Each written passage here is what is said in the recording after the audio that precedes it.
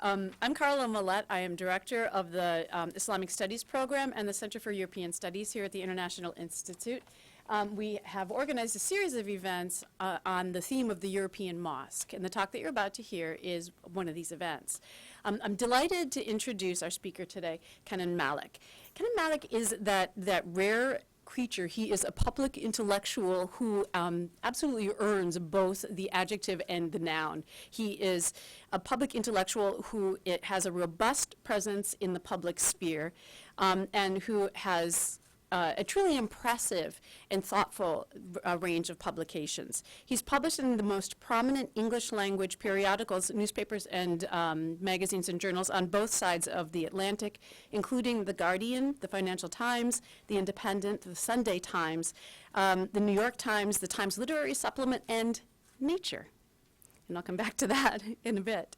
His blog, Pandemonium, archives these and other essays and occasional pieces, and I urge you to check it out to read some of the most thoughtful commentary going on issues like the ongoing migration crisis, the fractal divisions of the social sphere generated by the culture wars in contemporary Europe, and of course the fractious and always bewildering to us world of British politics.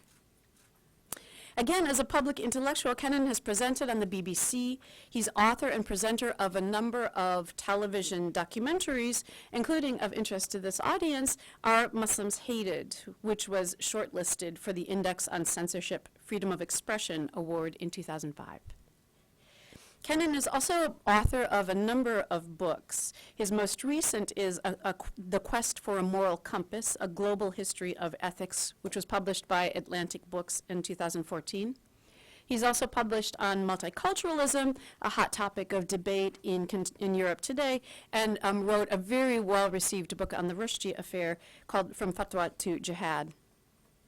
He received his degree in neurobiology and the history and philosophy of science, which is why he published in the hallowed pages of the journal Nature.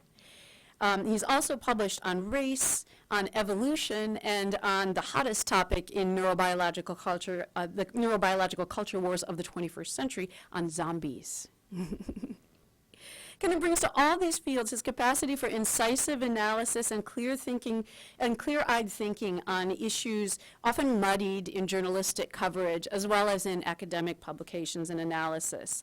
One reviewer called his book on Rushdie scalpel sharp, and The Independent called that same book razor sharp in its argument.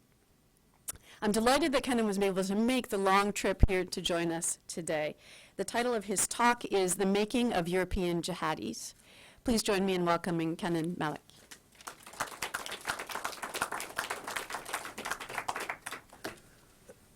Thanks, Carla. Thanks to the International Institute for inviting me, and it's nice to be standing in front of the banner. It's a real pleasure and honour to be speaking here. I will be talking, as Carla said, about the reasons for which some European Muslims are attracted to jihadism and jihadi groups. It'll neither be a deeply empirical nor a particularly theoretical account. Rather, I want to suggest a different perspective or framework for thinking about the issue. And those used to academia, unfortunately, I will not be using PowerPoint. You'll just have to listen to me talking. So I'm sorry about that. Let me begin with a few stories about would-be jihadis from Europe. Iftikhar Jaman was born in Portsmouth on the south coast of England, one of 4 children. His parents, Enumihaya and Hena Chowdhury, were first-generation migrants from Bangladesh who had come to Portsmouth in 1981, opened a takeaway kebab shop selling biryanis and tandooris and spicy chips, which they called St Mary's Kebab and Masala. Iftikhar didn't grow up particularly religious.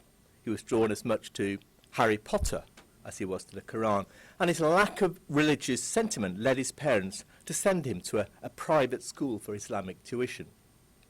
Iftikhar came eventually to fuse his Harry Potter-like fantasies with his utopian ideas drawn from the Quran.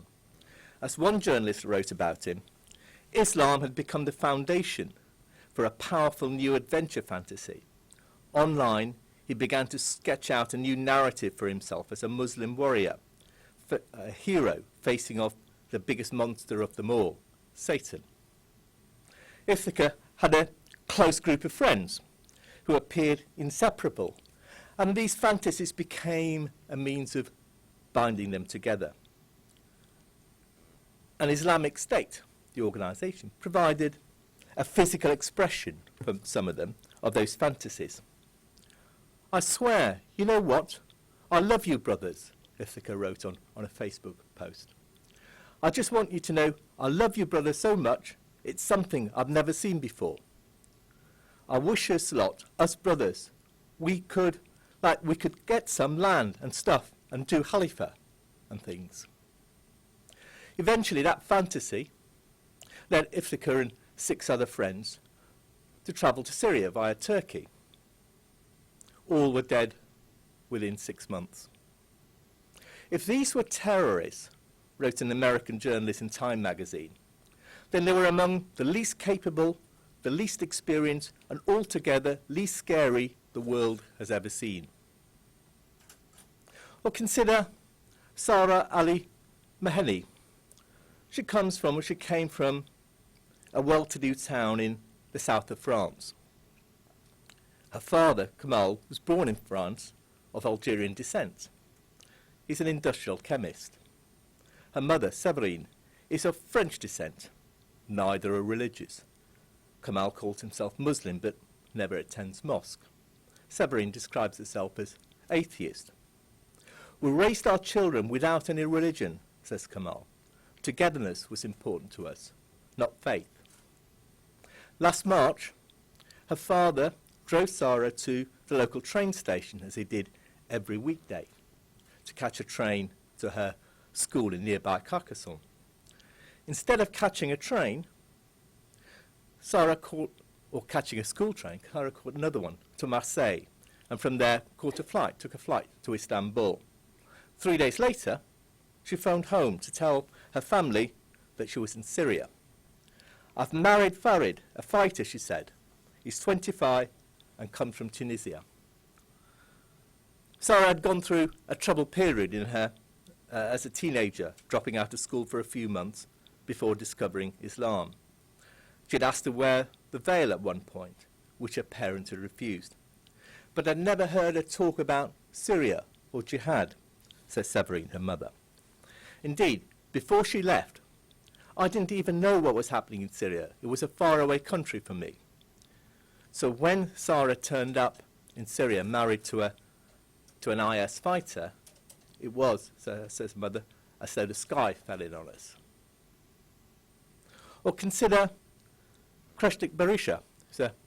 In December 2014, he's a 20-year-old German, and he was sentenced to 3 years and 9 months in prison for joining Islamic State, the first trial in Germany of a homegrown jihadi accused of membership of the group. Berisha was born near Frankfurt of Kosovan parents. Neither he nor his parents were religious. As a teenager, he played for Maccabi Frankfurt, a Jewish football club, and one of Germany's leading amateur teams. When the journalist told me about Berisha's arrest, I didn't believe it, says Alon Meyer, the coach of Maccabi Frankfurt. This was a guy who used to play with Jewish players every week. He was comfortable there, and he seemed so happy. We are a Jewish club with a Jewish heart, and everyone who has been involved in it knows that. After school, Berisha went to study engineering. It was at college that he first encountered radical Islam, though the details still remain fairly murky. In July 2013, he and 6 other students travelled to Istanbul by bus and then to Syria. He spent 6 months with IS, receiving firearms training. He was put on guard duty, apparently also worked as a paramedic. But his struggle was neither as glamorous nor as noble as he imagined, and disillusioned, he returned to Germany and was arrested at Frankfurt airport and is now in prison. So there you have 3 European nations, 3 would-be jihadis, 3 different stories. There are dozens, hundreds of such stories. There's a whole industry has developed in recent months of reportage on those leaving Europe to join Islamic State. There are now thought to be some 30,000 foreign fighters with IS. More than 4,000 of these come from Europe, a figure that's doubled over the past year.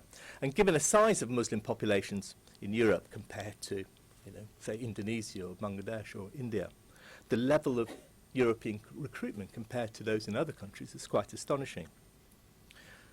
So the question is, what is it that draws thousands of young Europeans to an organisation like Islamic State?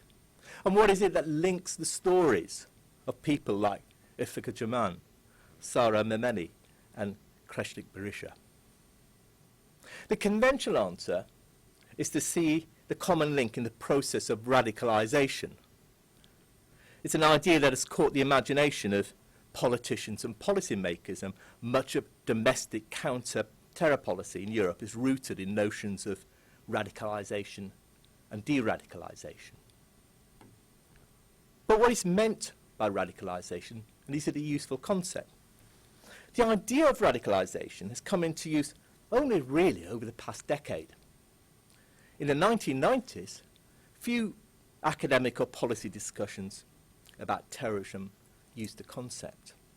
After 9/11, however, there was a recognition for the need for a new language.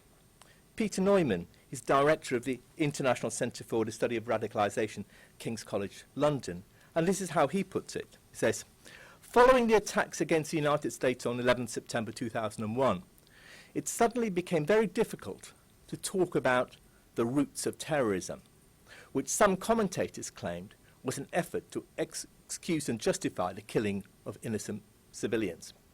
So experts and officials started referring to the idea of radicalisation. Whenever they wanted to talk about what goes on after the bomb goes off, they talked of radicalisation. Radicalisation, in other words, is code for that which cannot be talked about. And that which cannot be talked about gets spoken about only by rendering reality into an acceptable form, and by reducing complexity into a simple narrative. And that narrative generally consists of 4 elements. First, the claim that people become terrorists because they acquire certain, usually religiously informed, extremist ideas. Secondly, that these ideas are acquired in a different way to the way that people acquire other extremist or oppositional ideas, such as, say, Marxism or anarchism, or mainstream ideas such as conservatism or liberalism. Third, that there's a conveyor belt that leads from grievance or personal crisis to religiosity to the adoption of radical beliefs to terrorism. And fourth, the insistence that what makes people vulnerable to acquiring such ideas is that they're poorly integrated into society. The trouble is, there is very little evidence to support any of these elements of radicalisation, and considerable evidence to suggest that all are untrue. Many studies show, for instance, perhaps surprisingly, perhaps counterintuitively, that those who are drawn to jihadi groups are not necessarily attracted by fundamentalist religious ideas. There was a British MI5 briefing document in 2008 entitled Understanding Radicalisation and Extremism in the UK, which was leaked to the Guardian newspaper. And this is what it said. It said, far from being religious zealots, a large number of those involved in terrorism do not practice their faith regularly. Very few have been brought up in strongly religious households, and there is a higher than average proportion of converts. Mark Sageman, a former CIA operations officer with the Afghan Mujahideen in the late 1980s, now an academic and counter-terrorism expert consultant to the US and other governments. He similarly points out there's a lack of religious literacy and education. And this appears to be the common feature among those who are drawn to terrorist groups. At the time they joined jihad, Sageman observes, terrorists were not very religious. They only become religious once they have joined the jihad. Well, John Horgan is director of the International Center for the Study of Terrorism at Pennsylvania University. Notes the host of non-ideological, what he calls littler reasons for the attractions of jihadi groups, such as personal fantasy, seeking adventure, camaraderie, purpose, identity. These lures, he argues, can be very powerful, especially when you don't necessarily have a lot else going on in your life, but terrorists rarely talk about them. There's also little evidence that jihadis acquire their ideas differently from the way other people acquire other ideas. Jamie Bartlett is head of the Violence and Extremism Programme of the British think tank Demos. Al-Qaeda-inspired terrorism in the West shares much in common, he points out, with other countercultural subversive groups of predominantly angry young men.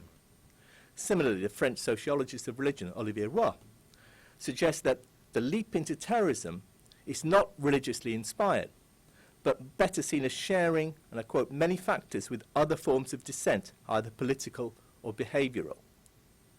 To understand radical Islam, he argues, we need a transverse understanding. Understanding it, that is, not just in terms of the Islamic tradition, but also in comparison with other forms of contemporary faith, of identity movements, and of political radicalisation. Nor is there any evidence of a conveyor belt leading people from radical ideas to jihadist violence. Even most studies funded by government agencies or the security services disavow such an idea. One US Department of Homeland Security sponsored academic study concludes that there is no one path to political radicalisation. Rather, there are many paths. Some of these paths do not include radical ideas or activism on the way to radical action. So the radicalisation progression cannot be understood as an invariable set of steps or stages from sympathy to radicalism. A 2010 British government report similarly concluded, "We do not believe that it is accurate to regard radicalisation in this country as a linear conveyor belt, moving from grievance through radicalisation to violence. This thesis seems both to misread the radicalisation process and to give undue weight to ideological factors." And finally, there's much evidence that those who join jihadi groups are anything but poorly integrated, at least in a conventional sense of looking at integration. A survey of British jihadis, for instance, by researchers at Queen Mary College in London, found that support for jihadism is unrelated to social inequalities or poor education. Rather, those drawn to jihadi groups were 18 to 20-year-olds from wealthy families who spoke English at home, were educated to a high, often university level. Or, as the study put it, youth, wealth, and being in education were risk factors. Insofar as they were alienated, it is not because such would-be jihadis are poorly integrated, in the conventional way we think of integration, or because they are poor or lack resources. Analysing jihadists of a decade ago, Mark Sageman similarly challenged the idea that terrorism comes from poverty, broken families, ignorance, immaturity, lack of family or occupational responsibilities, weak minds, susceptible to brainwashing. He said rather that terrorists are among the best and brightest, from caring middle-class families who can speak 4, 5, 6 languages, and 3/4 of whom are professionals or semi-professionals, engineers, architects, scientists. What is striking in much of this discussion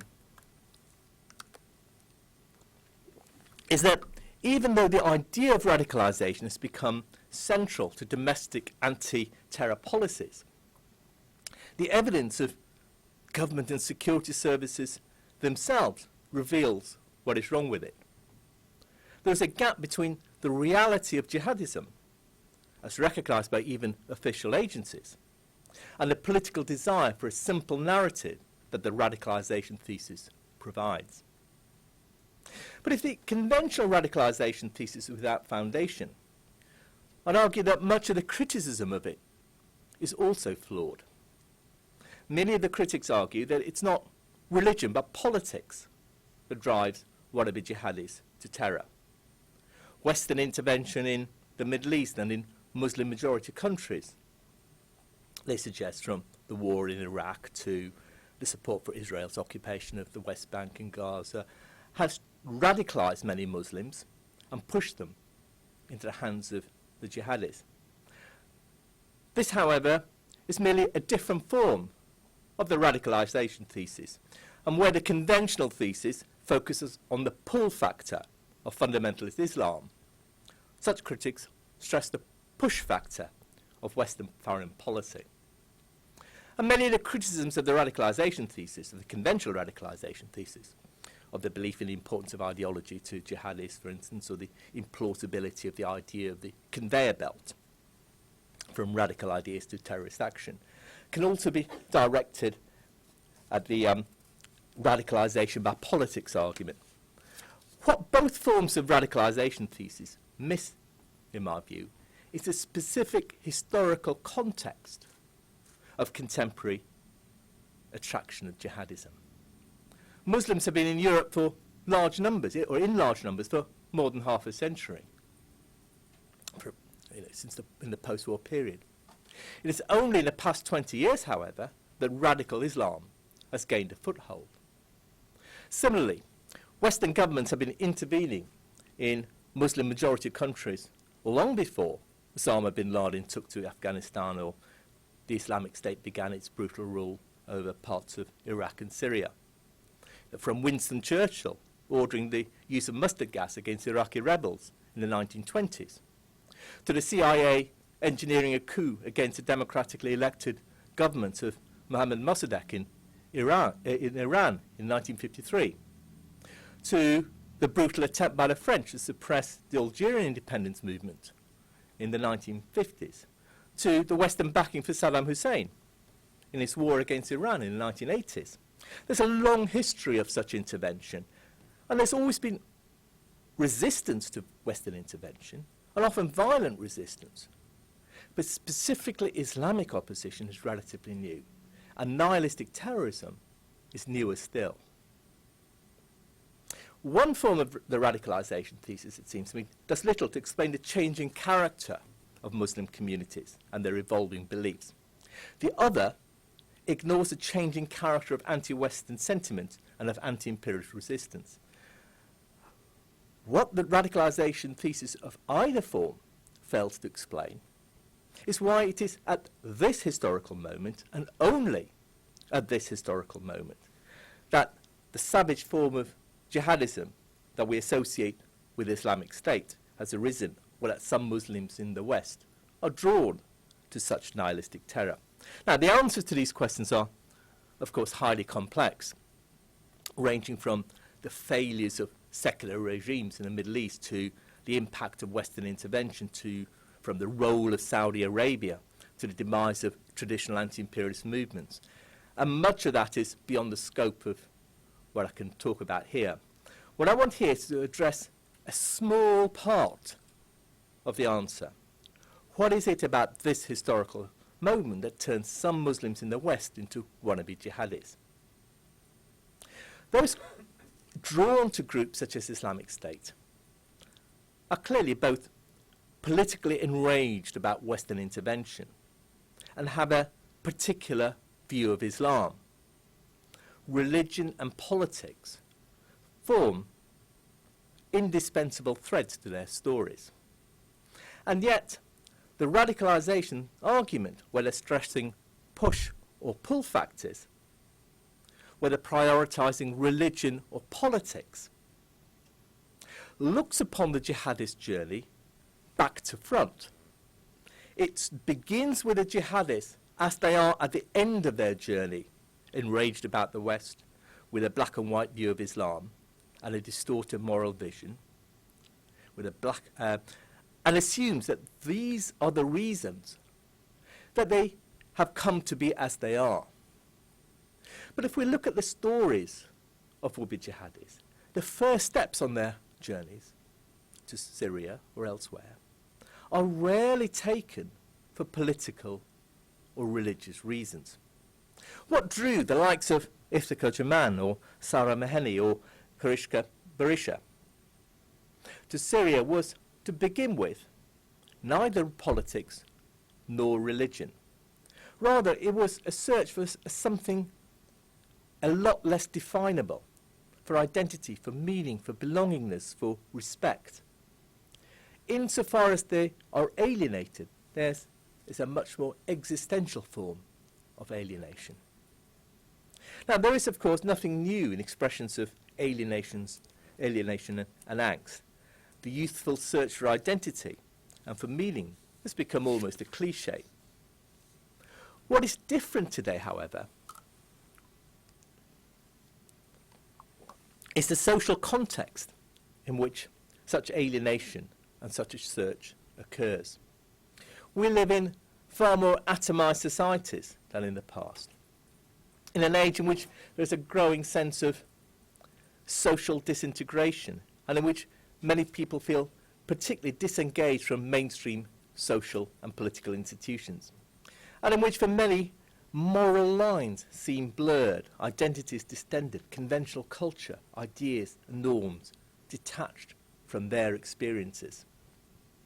The real starting point, it seems to me, for the making of a homegrown jihadi is not radicalisation, but social disengagement. A sense of estrangement from, resentment of, Western societies. It's because they already have rejected mainstream culture, ideas and norms that some Muslims search for an alternative vision of the world. It's not surprising that many wannabe jihadis are either converts to Islam or Muslims who've discovered their faith only relatively lately. In both cases, disenchantment with what else is there to offer has led them to the black and white code that is often Islamism. It is not, in other words, a question of being groomed or indoctrinated, but of losing faith in mainstream moral frameworks and searching for an alternative. Disengagement is, of course, not simply a Muslim issue. There is today widespread disenchantment with the political process, a sense of being politically voiceless, a despair that neither mainstream political parties nor social institutions, such as the church or trade unions, seem to comprehend people's needs and concerns. And all this has inevitably shaped how young people, and not just of Muslim backgrounds, experience their alienation and how they're able to act upon it. In the past, such disaffection with the mainstream may have led people, especially in Europe, to join movements for political change, from far-left groups to labour movement organisations to anti-racist campaigns. Such organisations helped both give idealism and social grievance a political form, and a mechanism for turning disaffection into a fuel for social change. Today, such campaigns and organisations often seem as out of touch as mainstream institutions. What gives shape to contemporary disaffections is not progressive politics, as it may have been in the past, but a politics of identity. Identity politics has, over the past 3 decades, encouraged people to define themselves in increasingly narrow ethnic or cultural terms. The broad ideological divides that had characterised politics for much of the past 200 years have been largely erased. The old distinction between left and right, which was hugely important in Europe at least, throughout much of the post-war period, has become less meaningful. The working class in Europe, for instance, has lost much of its economic and political power. The weakening of labour organisations, the decline of collectivist ideologies, the expansion of the market into many nooks and crannies of social life the fading of institutions from, as I said, from trade unions to the church, that traditionally helped socialised individuals, all have helped create a more socially fragmented society.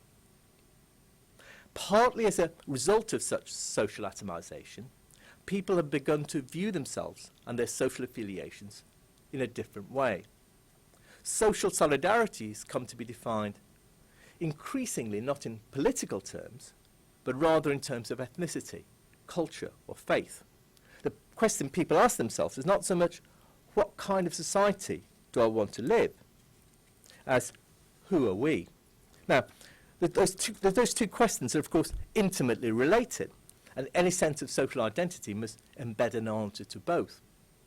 But as the political sphere has narrowed, and as mechanisms for political change have eroded, so the answer to the question, in what kind of society do I want to live, has become shaped less by the kinds of values or institutions people want to struggle to establish, than by the kind of people they imagine they are. And the answer to who are we has become less defined by the kind of society they want to create than by the history and heritage to which they supposedly belong. The politics of ideology, in other words, has given way to the politics of identity. At the same time, and partly because of these changes, the notion of what it is to be Muslim has also changed. Today there is much talk of the Muslim community, of its views, its needs, its aspirations. But a Muslim community is a recently constructed concept. Until the late 1980s, few Muslim immigrants to Britain, or indeed to anywhere in Europe, thought of themselves as belonging to any such thing as a Muslim community. The first generation of North Africans to France were broadly secular, as were the first generation of Turkish migrants to Germany. The first generation of post-war Muslim immigrants to Britain, who came almost entirely from the Indian subcontinent in the 1950s and 1960s, were certainly religious. Yet faith was not for them a means through which they specifically defined themselves, or through which they sought a public identity. They may have thought of themselves as Punjabis or Bengalis or Siletis, but rarely as Muslims. That first generation was pious in its faith, but wore it lightly. Many men drank alcohol. And men of my father's generation went down to the pub quite openly and weren't ostracised for it. Few women wore the hijab, let alone the niqab or burqa. Most visited the mosque only occasionally when the Friday feeling took them. Islam was not, in their eyes, an all-encompassing philosophy. Their faith expressed for themselves a relationship with God, not a sacrosanct public identity. The second generation, my generation, I was born in India, but I'm in effect part of the second generation, was primarily secular. I'm of a generation that was less likely, even than the first, to think of itself as Muslim, nor did those of Hindu or Sikh background think of themselves primarily as Hindu or Sikh. Religious organisations were barely visible within our communities. The organisations that bound together migrant communities were primarily secular, often political. The Asian youth movements, for instance, or the Indian Workers' Association. I was talking to a group of students this morning, making the point that when I was growing up, I thought of myself as black. Because black in those days, and certainly in the British context, was a political concept, not an ethnic one.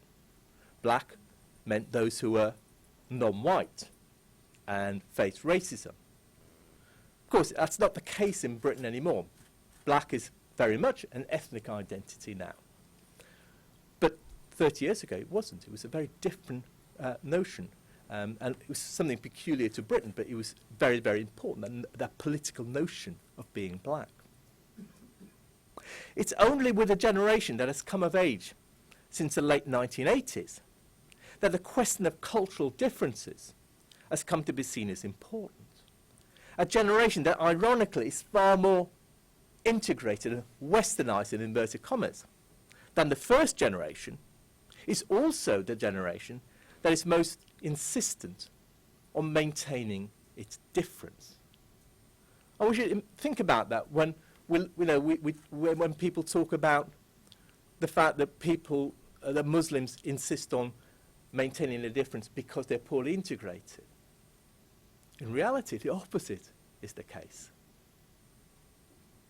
The reasons for this shift are complex. Partly they lie in the tangled set of social, political and economic changes over the past half century to which I've already alluded. Changes that include the retreat of the left, the demise of class politics, the rise of identity politics, the narrowing of the political sphere, the erosion of more universalist visions of social change. Partly they lie in international developments, from the Iranian Revolution of 1979 to the Bosnian War of the early 1990s, that played a hugely important role in fostering a sense of Muslim identity in Europe. And partly they lie in the development of public policies, both multicultural policies in a country like Britain and assimilationist policies in a country like France. The issue of multiculturalism and assimilationism and the relationship between them is a highly complex one, and I don't have time to delve too deeply into it. But briefly, let me say this. As forms of public policy, French assimilationism and British multiculturalism are generally regarded as polar opposites. Yet, from very different starting points, both kinds of policies have come to foster a more fragmented society and narrower visions of social identity. Both have tended to ignore the diversity of minority communities, treating them as if each was a distinct, homogeneous whole, each composed of people, all speaking with a single voice, each defined by a singular view of culture and faith.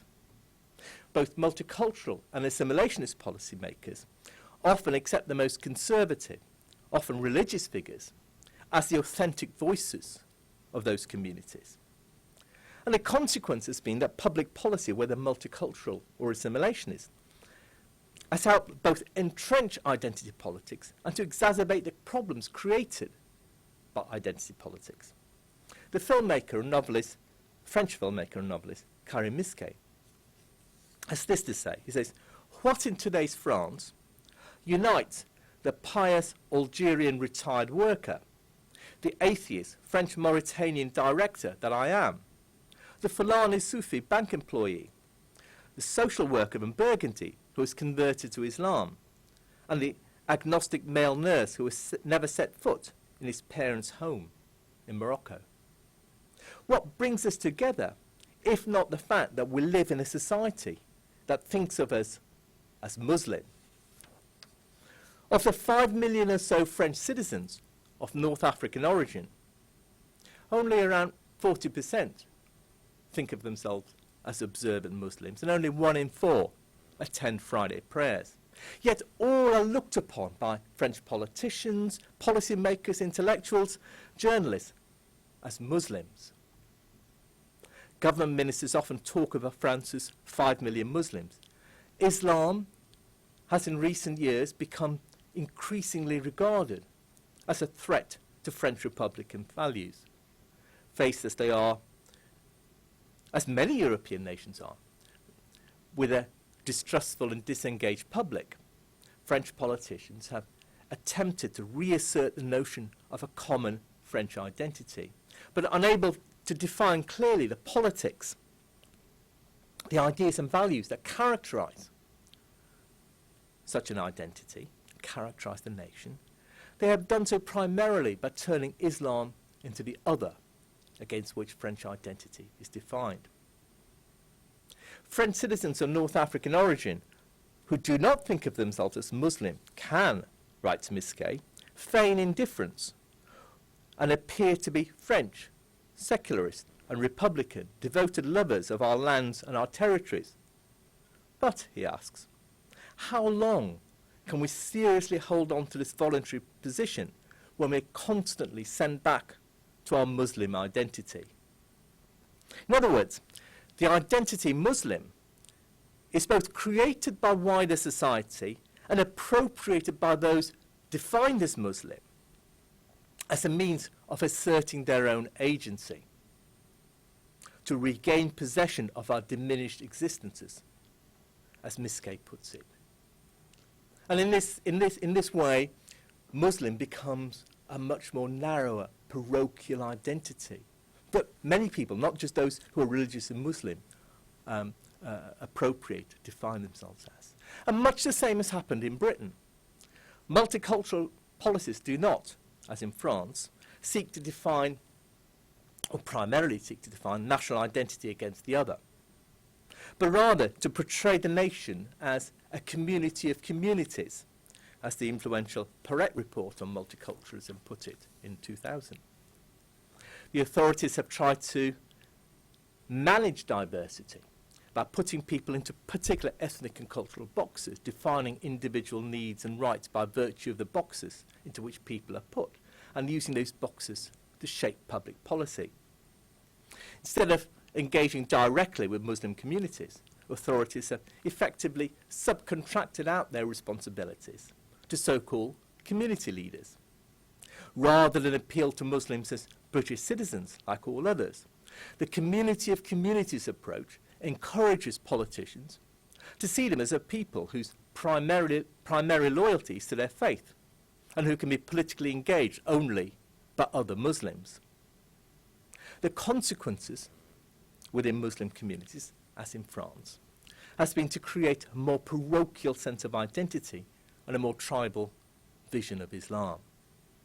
In the past, most Muslims, in Britain or in France, would have regarded their faith as simply one strand among many, one strand in a complex tapestry of self-identity. Many, perhaps most, still do. But there's a growing number that see themselves as Muslim in an almost tribal sense, for whom the richness of the tapestry has given way to an all-encompassing monochrome cloak of faith. All these developments have shaped not just Muslim self-perception, but that of many social groups and communities. Many white working class communities, for instance, are as disengaged as their Muslim peers, and similarly often see their problems not in terms of politics, but rather through the lens of cultural or ethnic identity. Social and political and economic changes over the past few decades, from the decline of manufacturing industry to the implementation of austerity policies, from the neutering of trade unions to the atomisation of society, have helped sweep away old working class ways, disrupted working class communities, undercut their economic and political power. But as culture has become the medium through which economic and social issues are refracted, so many within these communities have turned also to the language of identity to express their discontent, viewing their marginalisation as a form of cultural loss. And once class identity becomes seen as a cultural attribute, then those regarded as culturally different are often viewed as threats. Hence the growing hostility to immigration and diversity, the rise of anti-immigrant populism, and for many, or for a few, the seeming attraction of far-right groups. Racist populism in this sense and Islamism are both in their different ways expressions of social disengagement in an era of identity politics. While the social and political changes of which I've spoken about, the fragmentation of society, the erosion of trust in mainstream institutions, the breakdown of old social mechanisms, the retreat of the left, the rise of identity politics, and so on, have shaped the ways in which many social groups look upon themselves. There is at the same time something highly distinctive about the identity in which Islamists cloak themselves. For a start, Islam is a global religion. It allows Islamist identity to be both intensely parochial and seemingly universal, linking Muslims to struggles across the world from Afghanistan to Chechnya to Palestine, and providing the illusion of being part of a global movement, the illusion of being part of a struggle for a better world. And in an age in which traditional anti-imperialist movements have faded and belief in an alternative to the market system have dissolved, Islamism seems to provide a possibility of both an alternative to capitalism and of a struggle against an immoral system. And yet, and this is the irony, most homegrown wannabe jihadis possess a very strained, very peculiar relationship to Islam. They are, in many ways, as estranged from Muslim communities as they are from wider Western society. Most detest the mores and traditions of their parents, have little time for mainstream forms of Islam, cut themselves off from traditional community institutions. Consider, for instance, Mohammed Sadiq Khan, the leader of the 7/7 London tube bombers. He's a classic case in point. He rejected his parents' subcontinental traditions that come from India, and refused an arranged marriage, which his parents wanted for him. He married instead a woman he met at university. And so disgusted was Khan's family with this love match that it disowned him. They even moved to a different town, hoping that their errant son would follow. He didn't. Instead, cut off from the family, the community in which he grew up, the institutions of faith that had nurtured him, he found instead a new kind of faith through talking to his friends and over the internet. Or take the Kouachi brothers, the two French Muslims responsible for the slaughter of 12 people of the Charlie Hebdo officers in Paris in January. They were raised in a northern suburb of Paris. And Sharif Kouachi, who appeared to be the mastermind of the operation, only rarely attended mosque, appeared not to be particularly religious, but was driven by a sense of social estrangement. Mohammed Ben Ali is the president of the local mosque. He said Kouachi was of a generation that felt excluded, discriminated against, and most of all, humiliated. They spoke and felt French, but were regarded as Arabic. They were culturally confused. According to Ben Ali, Kouachi was most affronted by the local imam's insistence on the importance of political engagement. When the imam told everyone to enroll on the register of electors, says Ben Ali, so they could take part in elections and play their part in society, Kouachi refused. He said he wasn't a French citizen and wanted to do nothing with it, have anything to do with the democratic process. He then walked out of the mosque. Sharif Kouachi and Mohammed Sadiq Khan are both of a milieu that has been caught not between two cultures, as is often suggested, but in a sense between no cultures. Wider society labels them Muslim, yet they have little affinity with the Islam of their parents. As a consequence, some of them have turned to Islamism, and a few have expressed their inchoate rage through jihadi-style violence. Common to all the stories of wannabe jihadis is their distance from conventional Muslim traditions and institutions, either because they have rejected them or because they have come to Islam late in life. Disengaged from both Western societies and Muslim communities, some of them find a sense of meaning, a sense of purpose, a sense of respect in Islamism. What Islamism provides the likes of Iftikhar Jaman or Sarah Maheni is not religion in any old-fashioned sense of the word, but identity, recognition, meaning, and detached from religious institutions and cultures, many adopt a literal reading of the Quran and a strict observance of authentically religious norms to mark themselves out as distinct and to provide for themselves a collective identity. So disembedded from social norms, finding their identity within a small group, shaped by black and white ideas and values, driven by a sense that they must act on behalf of all Muslims and in opposition to all enemies of Islam, it becomes easier to commit acts of horror and to view such acts as part of an existential struggle between Islam and the West. What I've tried to show this afternoon is a way of thinking about jihadism and what might attract people to it that perhaps cuts against the grain of conventional thinking about the issue. You don't have to agree with my perspectives. I hope some of you don't, because it's in debate and disagreement that arguments get shaped and developed. But two things I hope you will accept.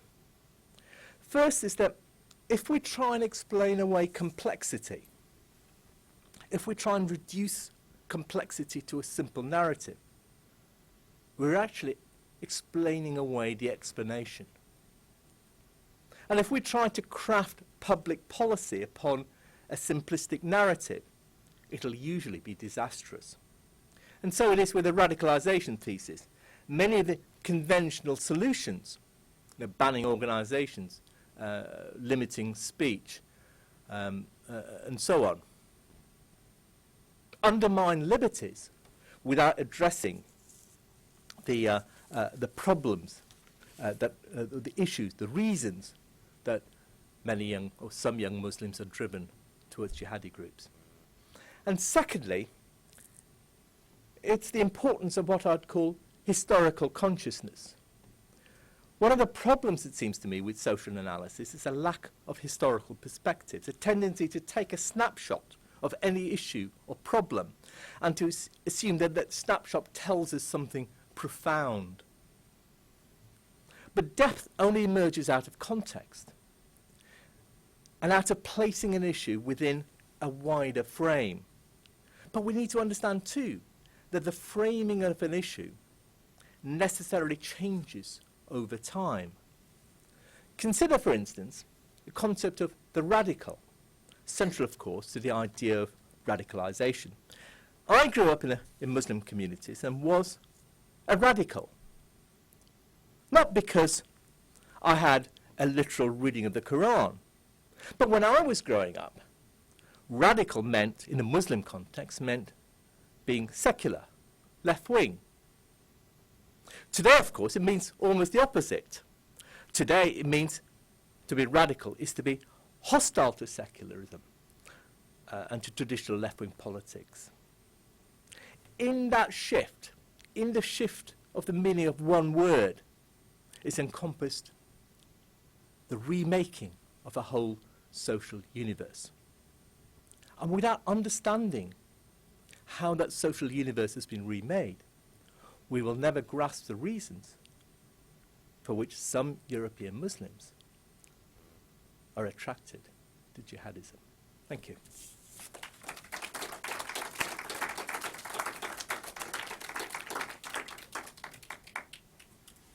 Thank you for that. And you'll take questions. Sure. Would you like to field your own questions, or would you like me to stand up and moderate? I'm easy either way. Okay. Okay. Questions? First speaker? Yeah. Are there non-Muslims that are captured by jihadism in Europe? Yes. There are Jewish converts to Jews who've become part of, joined IS. There are Kurds who've joined IS. I know at least of 2 cases where those of Kurdish descent have joined IS.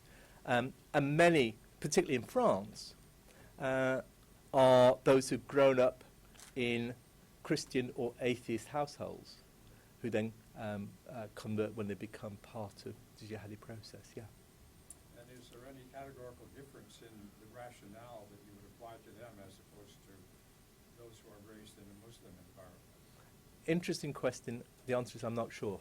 I'm not sure there's enough studies done on that, and I'm not sure there are sufficient. I mean, we're talking very small numbers here when we're talking about, say, Jews who become, or those of Jewish background who've become part of the jihadi process. We're talking tiny numbers, so I'm not sure I could give you an answer to that. Yeah. Well, thank you very much for this overview and for the debunking of a lot of myths. But it seems to me two things need to be said. First of all, this is a small phenomenon. People exaggerate it.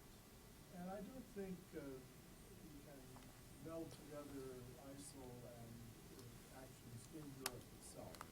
On the European continent, Interpol does an annual study of terrorism. The last few years, Muslims have been responsible for less than 2% of attacks. Most of the terrorism in Europe is done by secessionist groups, Basque and others. The next group down is far-right groups, and the third group is far-left groups, all of them European. And so it seems to me that you were saying that the end is small, the number is small for non-Muslims who join ISIL. The number is small for Muslims who do. I remember David Cameron gave the speech, he said 400 British youth have gone off to fight in Syria.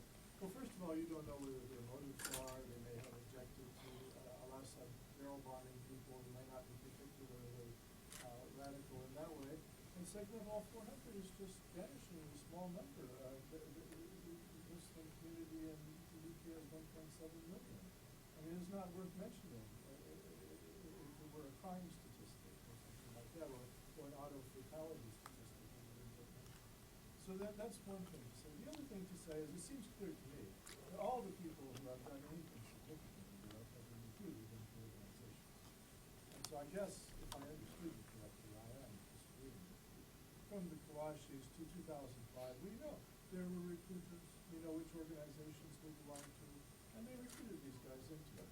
It has not, I mean, maybe being Muslim makes you more likely to be a recruit candidate, but it, for the most part, has very little to do with anything. It's just people you met who convinced you. And what these guys do is they'll say things like, you know, the British were bombing Basra and all the bombed cities with people. So they'll go to these guys and say, British are committing genocide against Muslims in Iraq, don't you want to stop it? And of course they say, I don't do anything to stop it. Well, I got a bomb plot for you. We can change the whole politics of this in Britain with an act. For some people, it's not that they're stupid or without morality. Some of it is a kind of odd altruism. This kind of recruitment becomes plausible.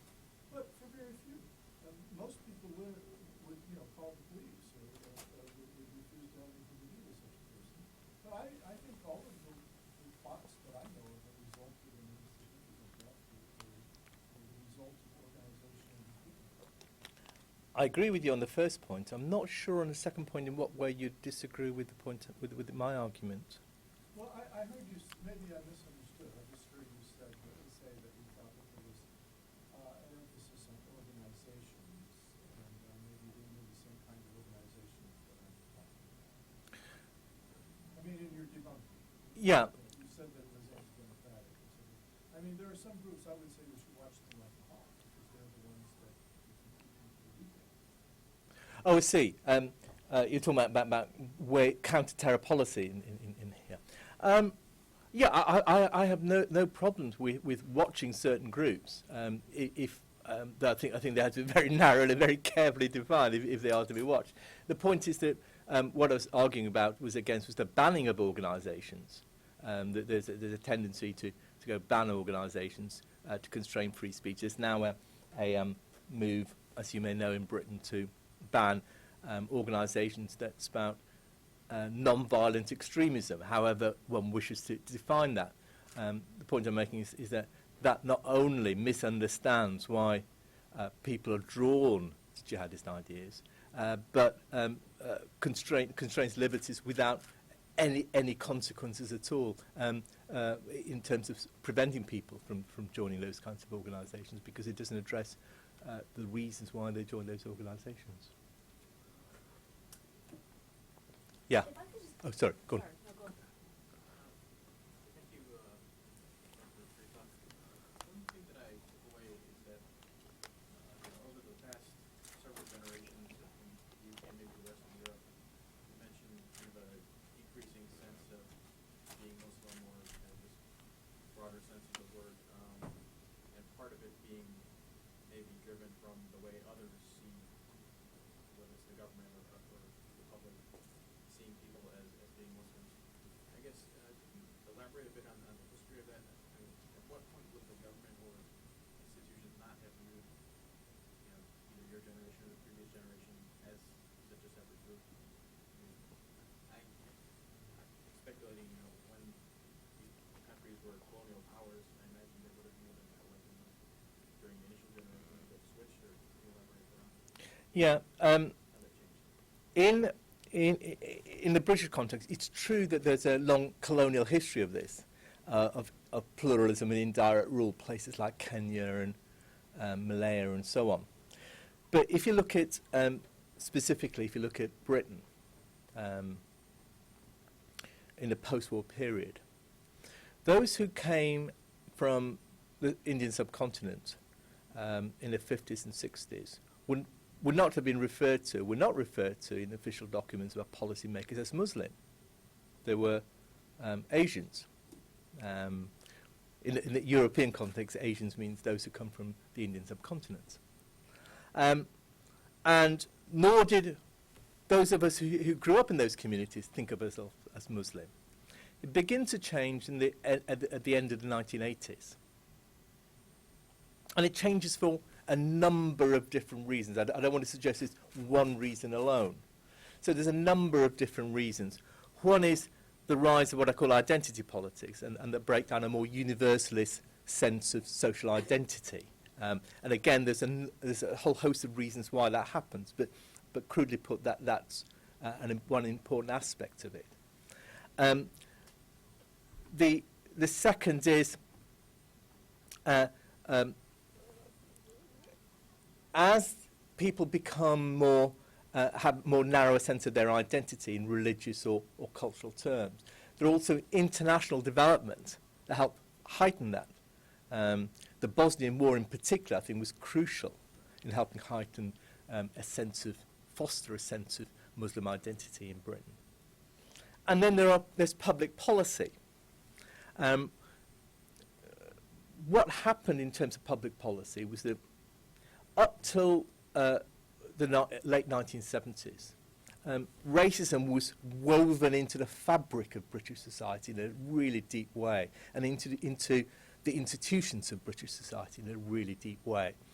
And anger at that racism led to violence in the inner cities, the inner city riots of the late 70s and the 1980s. Places like Brixton and in Handsworth and Birmingham, St Paul's and Bristol and so on. And there was a recognition on the part of the authorities that something had to be done. And something had to be done, or else the social fabric of the inner cities would break down.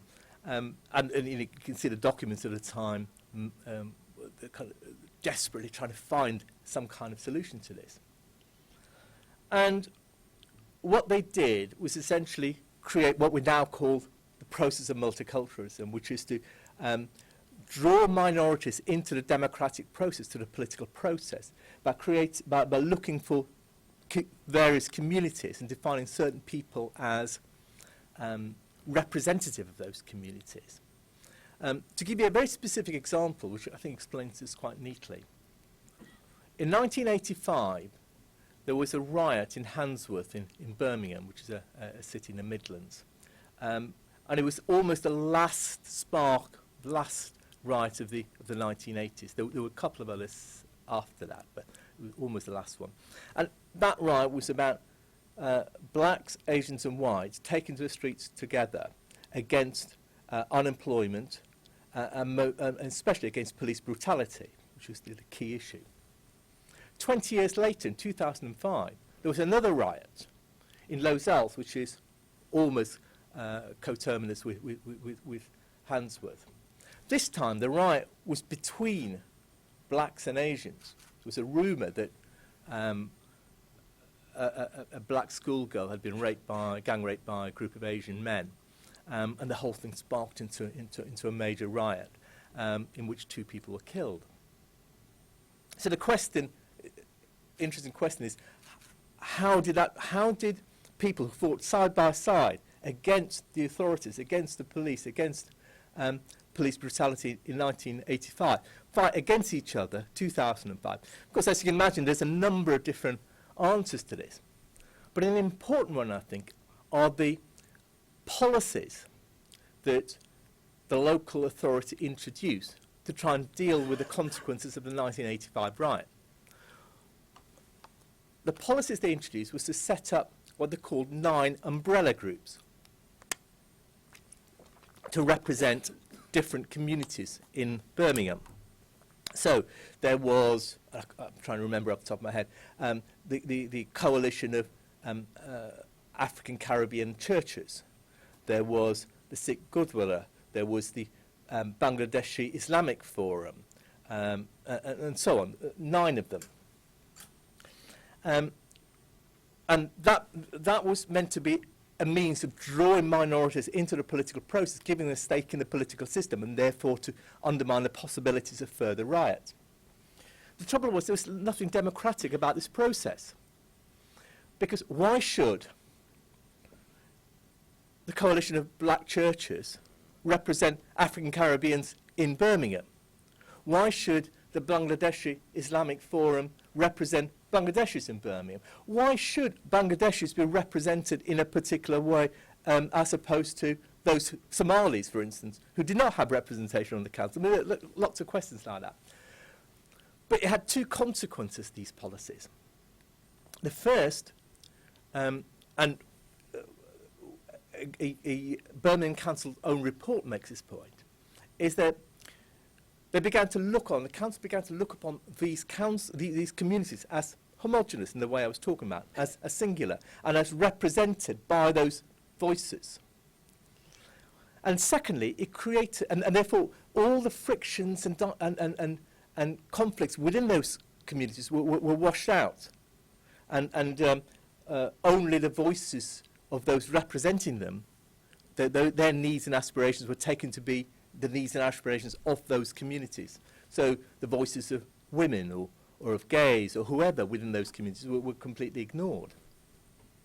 And secondly, it set up frictions between those communities, because each was now competing for influence and resources from the council. And so they began to see each other as a problem. And so to have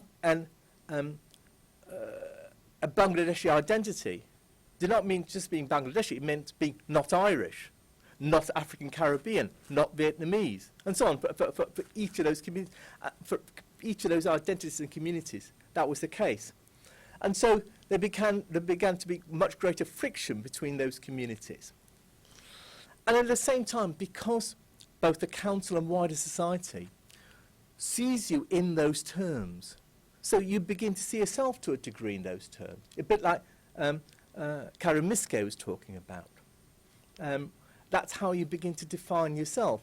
Now, imagine you're a Bangladeshi in Birmingham. You've got to remember that Bangladeshis were about the most secular of groups in Britain, largely because the Bangladeshi War of independence was fought on secular lines. It was for freedom from West Pakistan. And so, again, when I was growing up, one of the most secular groups of any ethnicity were Bangladeshis, because that was the part of their cultural heritage, if you like, political heritage. Today, Bangladeshis are among the most devout and fundamentalist Muslims in East London and elsewhere. But anyway, going back to 1985, why should the Bangladeshi Islamic Forum represent Bangladeshis. But imagine also you're a Bangladeshi in Birmingham. You want a centre for your community because there isn't one. You go to the council. If you were to say to the council, I come from a poor area, I want a community, you'll probably not get heard. If you say to the council, I'm a Bangladeshi and I want a community centre, you probably will get heard. Not because council bureaucrats are more in tune or to the needs of minority communities, but because those are the categories into which Birmingham's been divided. Birmingham hasn't been divided into poor and rich, or the needy and the not needy. It's been divided into Bangladeshis and African Caribbeans, etc. So if you want something done, you have to do it within those categories. And that, in a sense, makes you also see yourself in those categories. So a whole host of different shifts created much more narrower parochial identities, created frictions between different identities. And that helped create that kind of much more tribal vision, as I call it, that developed through the 1990s and into the 2000s. Does that help? Yeah.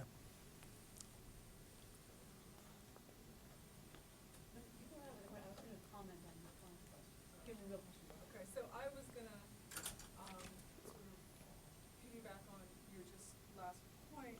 So you were describing sort of state multiculturalism policies in Britain. And one of the things that I was struck by was that you basically put that approach to managing diversity in the same category as French assimilationism. And so you were essentially saying that even though they have quite different approaches, the effect has been the same. So my first question is, can you elaborate on that kind of relationship a little bit? And then secondly, if what you're saying is that these state policies and state ways of managing diversity have, in a sense, if I'm understanding you correctly, been one of the factors that has produced the conditions for the possibility of European jihadis, then what would be the alternative state policies? Yeah. On the first thing, I think there are two ways one can understand multiculturalism and two ways one can understand assimilationism. Multiculturalism is on the one hand, and we were talking about this morning with the students, the lived experience of diversity. The diversity of a society that's been made more cosmopolitan by immigration. I'll just add one caveat to that, which is that we tend to think about European communities, societies, as homogenous in the past, plural now because of immigration. It's not the case. I would argue, actually, European societies are probably less plural now than they were 100 years ago, except that we have a very narrow vision of what constitutes diversity, and we have a certain amount of historical amnesia. So when we talk about diversity, there are all forms of diversity, not just cultural diversity. There's differences of class and gender and nationality and age and so on.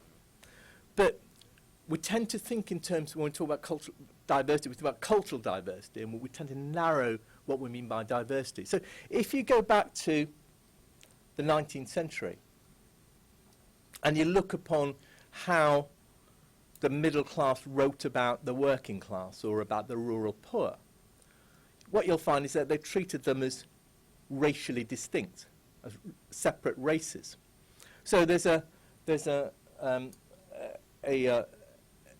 article in a 1864 British magazine called the Saturday Review, a liberal magazine, which describes the working class in Bethnal Green, which is in East London. And they talk about them as a race apart, people of whom we know nothing, and whose difference between us and them parallels the difference between whites and slaves. Now, Bethnal Green is also home now to the Bangladeshi community. there are many who think of Bangladeshis as distinct, different, etc. But only those on the fringes would suggest that the difference between them and Bangladeshis is the same as the difference between whites and slaves. So in a sense, we think now that we have a sense of pluralism, and that Europe in the 19th century was deeply homogenous. Europe in the 19th century was anything but homogenous. It was deeply divided. But the anti-Catholic sentiment in Europe in the 19th century, very similar to the anti-Muslim sentiment in Europe today, and the way Catholics were treated. It's not that different. In Britain, they could not stand for Parliament. They were denied entry to most professional posts. They could not. Protestants and Catholics could not marry, and so there are a whole host of different legal burdens upon Catholics.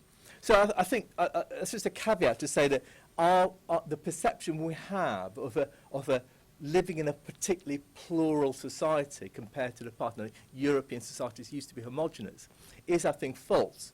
And it only comes about because we have a very narrow conception of what constitutes diversity, and because we forget the kinds of conflicts and tensions that existed in European societies in the past. But having said that, I do think there are kind of two notions of multiculturalism. One is multiculturalism as lived diversity. The other is as a set of political policies to manage that diversity. In other words, multiculturalism as a descriptive process, or multiculturalism as a prescriptive or normative process. Similarly, one can think about assimilationism in two ways. One can think about it as the means, as a desire to treat people according to the fact, by virtue of the fact they're citizens, and not because of their particular specific racial or cultural or ethnic histories. Or we can see it as a means to create a kind of national identity, a national myth, through creating certain people as inassimilable, and therefore not part of the nation.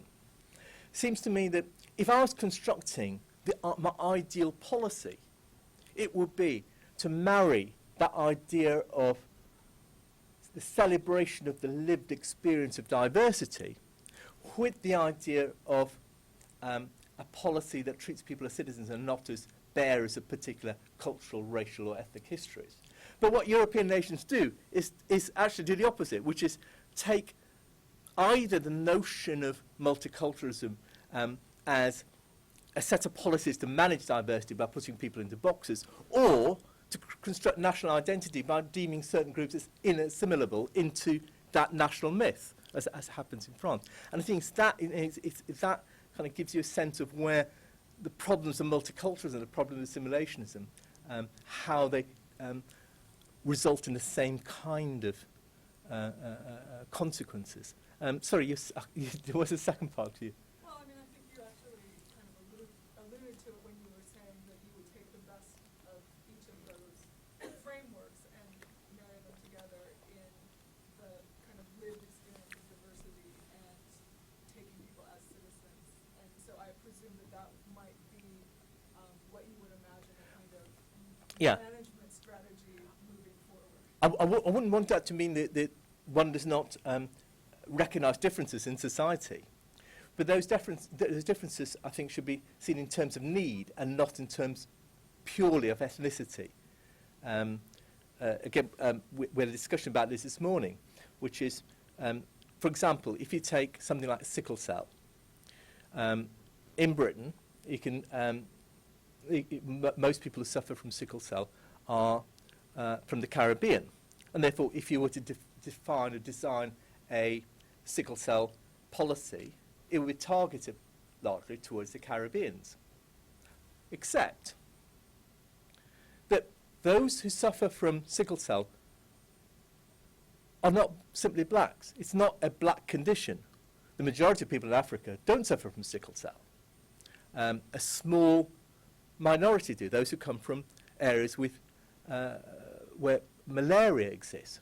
And it just so happens that because of slavery, that most of those of African descent in Britain or in America have come from West Africa, where there's a high incidence of malaria, and therefore a high incidence of sickle cell. And therefore there's a kind of public perception of associating black with sickle cell. But of course, there are large areas of the Mediterranean where people suffer from sickle cell, large areas of the Saudi Peninsula, of the Arabian Peninsula, large areas of India. And so if we, at one level, you could say, if we're going to deal with the question of sickle cell, it's useful to target the black communities.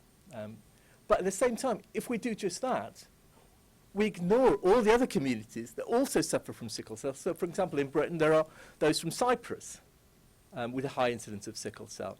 And they often get ignored because of this sense that sickle cell and blackness go together. So, yes, there are, I'm not suggesting we should not ignore difference, but even when we're taking those into account, we ought to be very careful, because the kinds of categories into which we put people are not actually very useful for public policy. We put people in certain categories for social reasons, but different types of public policy requires different kinds of categories. And we're very bad at asking ourselves, what kinds of categories are useful to answer this question? We just say, these are the categories that exist, and therefore we will shape public policy according to those categories. My view is that the question of categories has to be asked and re-asked every time we ask a question, because it depends on the categories that are important, depend on the question that's being asked and the context in which it's being asked. Okay, I think we're going to have to wrap up here because we have to,